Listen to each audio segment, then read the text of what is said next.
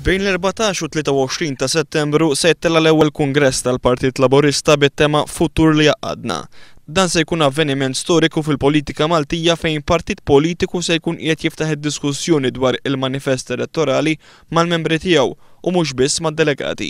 Din hija l-ewwel darba li partit politiku se jkun qed ilaqqa lill-membri kollha tiegħu biex flimkien magħhom jikkonsulta ħalli niġbru l-idejat kollha biex infasslu linji gwida li fuqhom imbagħad jinbena il-programm elettorali.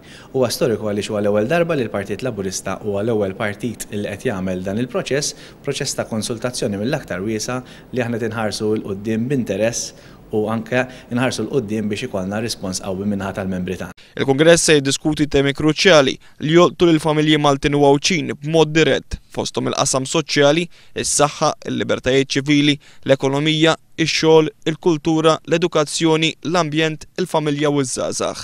Il-membri tal-Partit Laburista se jkollhom opportunità biex jipparteċipaw fid-diskussjonijiet li se jkollna, kull filgħaxija se jkollna 3 temi li se nkunu qegħdin niddiskutu, jibdew minn nhar it-tnejn sa nhar il-ħamis.